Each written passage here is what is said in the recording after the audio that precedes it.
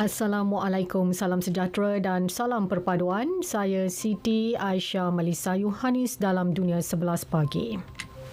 Legenda bola sepak Brazil, Pelé atau nama sebenarnya Edson Arantes do Nascimento meninggal dunia pada usia 82 tahun. Menurut kenyataan Hospital Albert Einstein di Sao Paulo, Pelé menghembuskan nafas terakhir pada pukul 3.27 petang waktu tempatan akibat kegagalan pelbagai organ.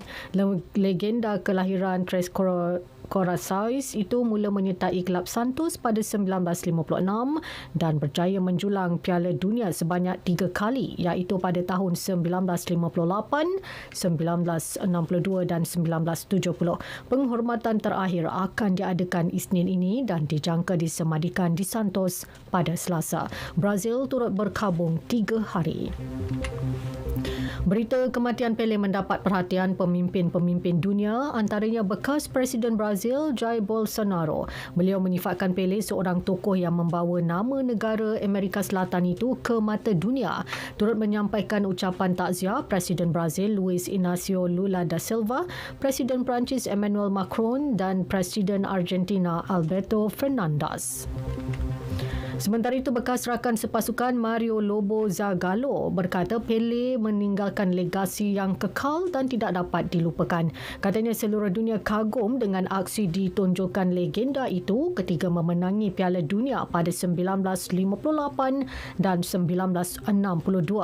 Zagallo, 91 tahun, pernah menjadi pemain serta jurulatih bagi pasukan Brazil.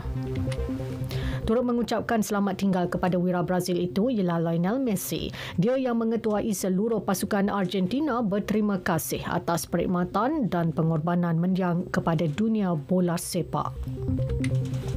Dunia kehilangan ikon sukan paling hebat. Malah Presiden Jawatan Kuasa Olimpik Antarabangsa Thomas Bach berkata, sukan berkenaan telah kehilangan rajanya. Bagi Bach, Pelé merupakan seorang pemain bola sepak berbakat besar dan telah memenangi hati peminat sukan itu di seluruh dunia. Mendiang telah dinamakan sebagai atlet abad ini pada tahun 1999 dan diberi penghormatan dengan Orde Olimpik anugerah tertinggi pergerakan Olimpik pada 2016. Sekatan yang diperkenalkan beberapa negara terhadap China akibat lonjakan kes COVID-19 boleh diterima pakai. Ini memandangkan kekurangan maklumat dari Beijing mengenai keadaan semasa wabak tersebut. Ketua Pengarah Pertubuhan Kesihatan Sedunia WHO Tedros Adhanom Ghebreyesus menggesa China supaya lebih bersikap terbuka mengenai situasi pandemik. Menurut beliau, kekurangan maklumat yang komprehensif dari negara tembok besar itu menyukarkan pihaknya membuat penilaian risiko secara menyeluruh.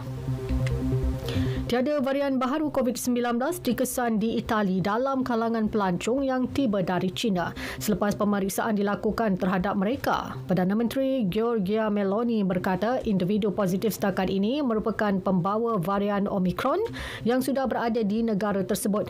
Itali kembali mewajibkan ujian saringan terhadap pelancong yang tiba menerusi penerbangan terus dari China, bukannya transit. Thailand bercadang untuk memberi suntikan penggalak vaksin COVID-19 secara percuma kepada pelawat asing dalam usaha menarik lebih ramai pelancong antarabangsa ke negara itu.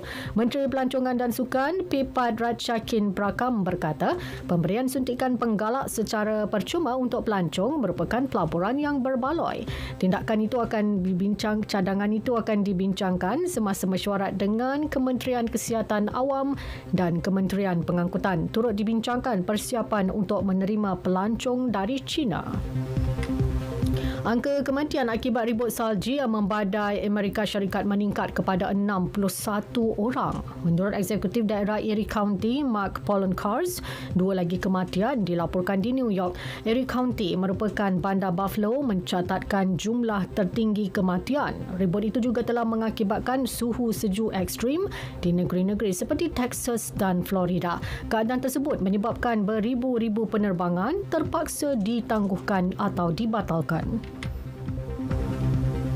Susulan mutu pengadilan kontroversi Riju 1 dari Jepun, ketiga perlawanan antara Malaysia dengan Vietnam dalam aksi Piala AFF Selasa lepas, surat rasmi telah dihantar kepada Persekutuan Bola Sepak ASEAN.